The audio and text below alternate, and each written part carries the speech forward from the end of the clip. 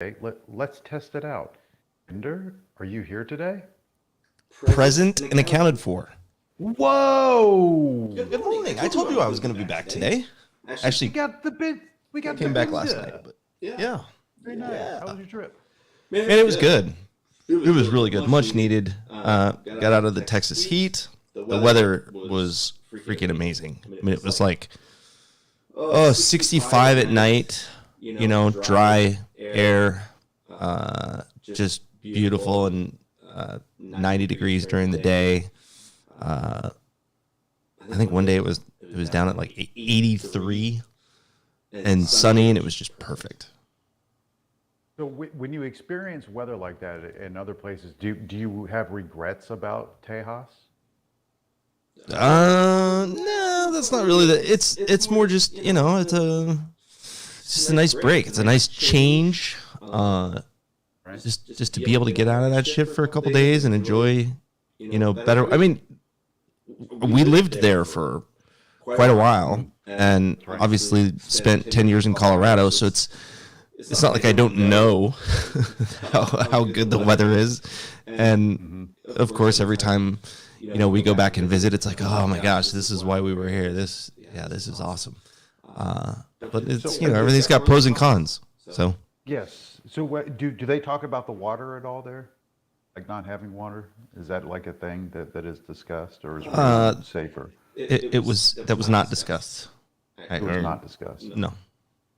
I'm always curious about that, about the water, the H2O.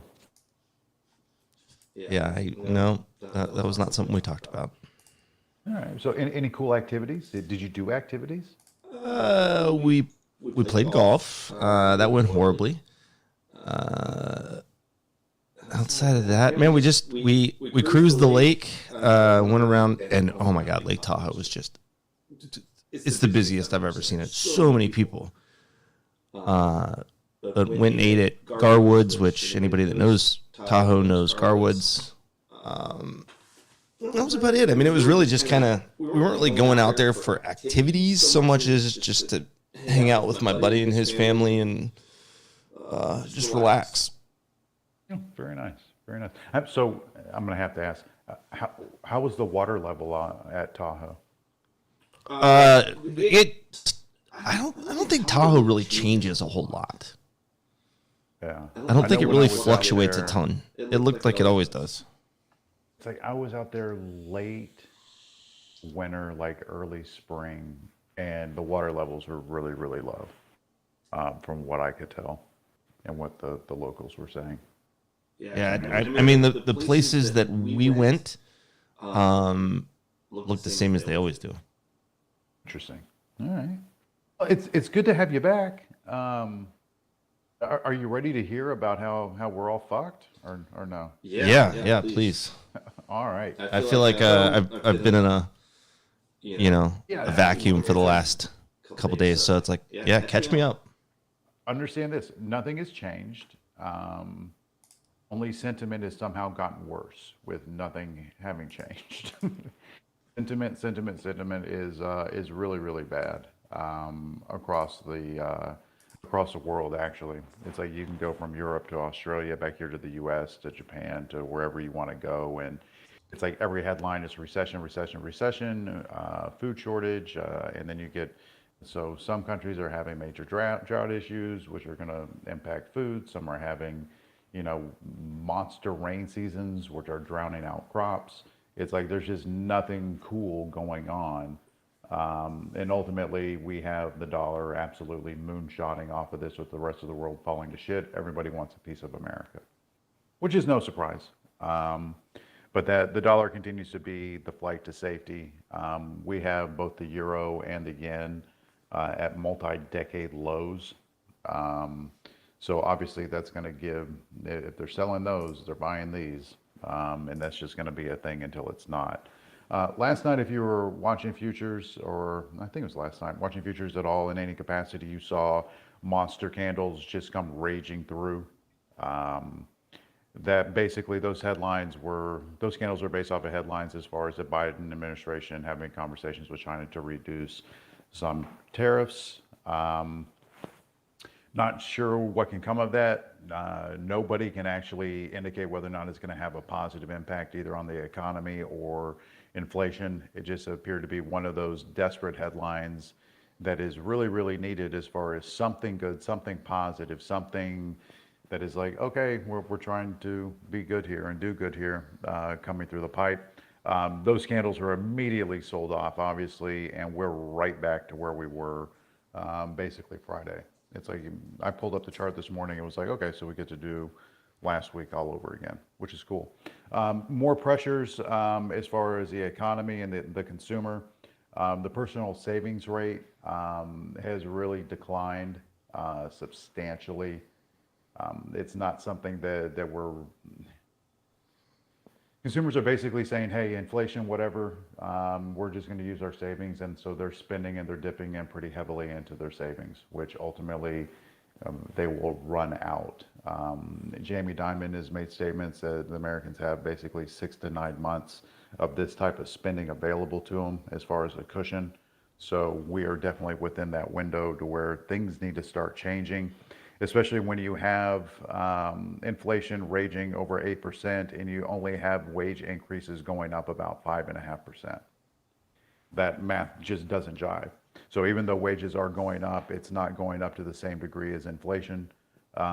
Therefore, people are having to tap into their savings, which, you know, we're getting back to below pre-pandemic levels as far as how the pace at which people are tapping into their savings account.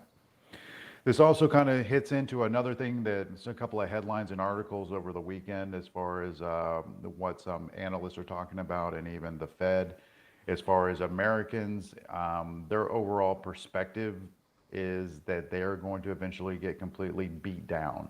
How many times can you beat a dead horse?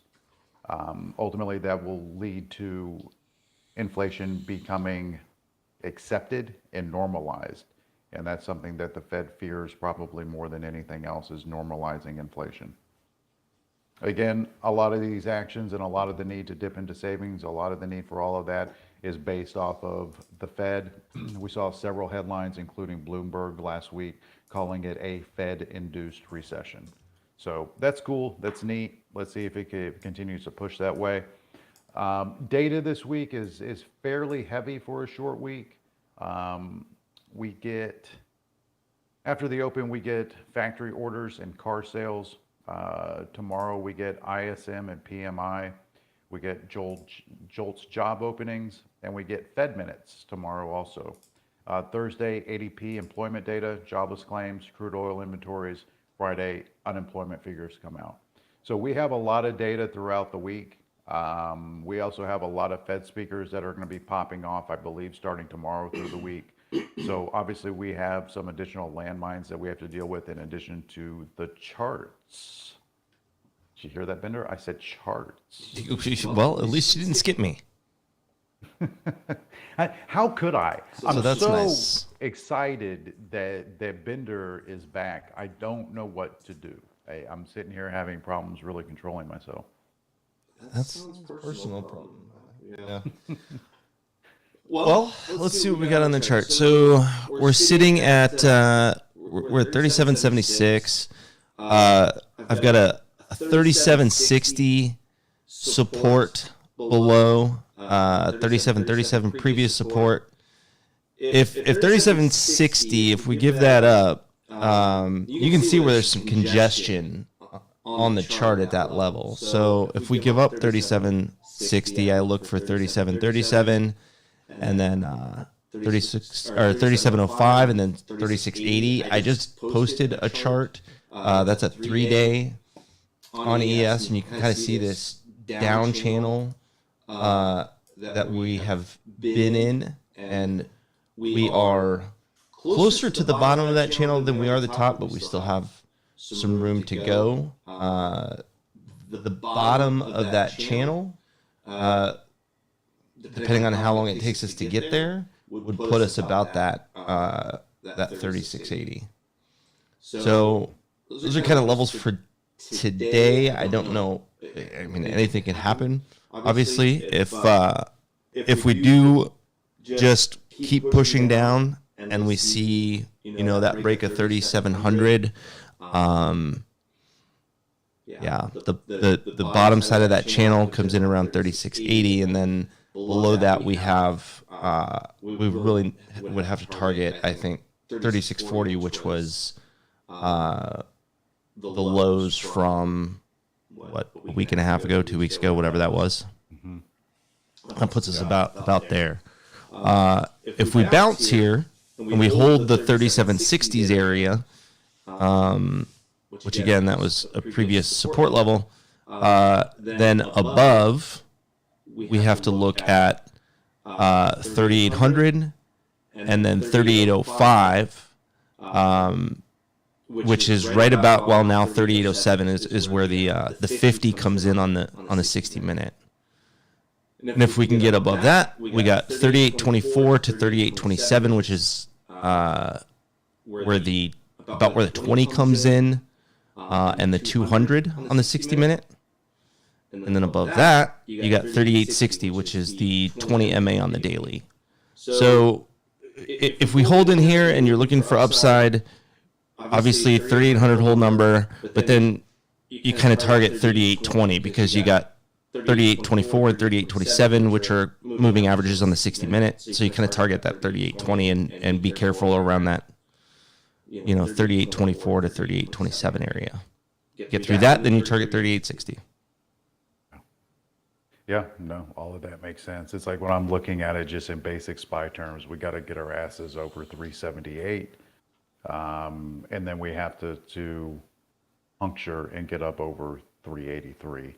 Until that happens, it's like very masturbatory. And the downside pressure is there.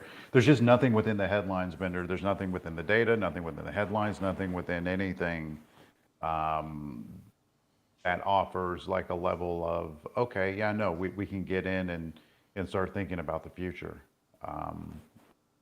There's just nothing there. It's really, really that caustic as far as the narrative. Yep. It's really that bad. So when you start looking at it, it's like we have not had a layer of good news in months. If we really think about it, if we go back in time and think, it's like we have not had anything positive regarding the economy and or otherwise in about 3 months. So the first sniff at something positive in any level of good news could be a really, really powerful overreaction to the upside. It could. Not saying that it will, but it's like those candles on ES last night on the idea that those tariffs were going to be removed or reduced or whatever it was. Those were powerful ass candles that came out of nowhere, like monster candles on a 1 minute chart. And that has the ability to wreck a position on the ES and at the same time give us something to look forward to, because right now the market is not looking forward to anything positive. There's no looking forward that's pretty. We saw that with the Micron ER last week when they went in and basically said, hey, computer sales are going to shut down. There's going to be a strain because of crypto. There's going to be strain because of the strain. And then you flip it around from a tech standpoint and you have articles coming out and saying, yeah, but, and here's the yeah, but, cloud computing and cloud is really taking over. That need is not going away, and it can absorb quite a bit of the damage that's being done as far as the consumer slowing down, as far as them buying these electronics, which again is very interesting. We just need something good, something positive, something to make us smile. And sometimes it doesn't have to be the biggest thing when you have an environment that's caustic to get that thing that can make you smile. So that's kind of what we're gunning towards. I don't think it's stock container. Are you around, dude? No stock container. So Bender, Friday night, the electricity went out here in Mayberry. Okay, what'd you do about that? Got here and waited for about 8 seconds, and then the whole home generator kicked on, and I was like, wow, this is fucking cool. There you go.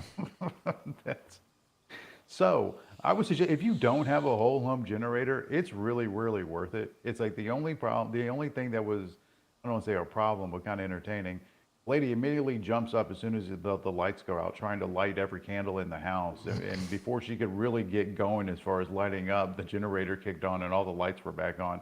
And the disappointment on her face. Like, oh, I was so prepared, and we get candles. And, She was so ready, man. She was so ready. It's like it was cool, which, you know, it's kind of funny, kind of entertaining in a lot of ways like that. But yeah, that was my big revelation over the weekend as far as, yes, no, whole home generators are a good idea if you do not have one. Very good idea. I don't have anything else, Bender. cool. Did a podcast this weekend on the 4th, the Declaration of Independence. I think you should listen to it, Bender. I will. It's short. It's You not gotta political. Get caught up a little bit here, and yeah, I'll check it out. It is about the document and the document alone. Very interesting. People have to have misperceptions of what the document actually says and is.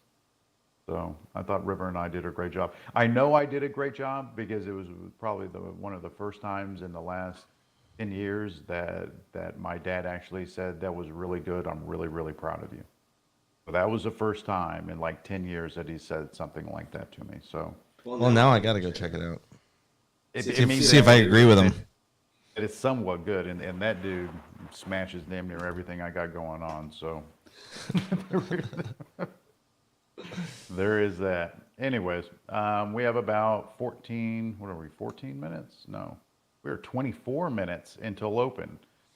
Get nice and comfortable. Let's kind of spin through these charts a little bit to see if we can find any setups. I couldn't find shit that I want to take long, and from taking it short, we're pushed down, smushed down here pretty good. Yeah. If we go back and we look at that initial range that's being put out there, at least on the 1 hour, it's like we're stuck in the middle on the 1 hour. Stuck. So we'll see. Bender, good to have you back, buddy.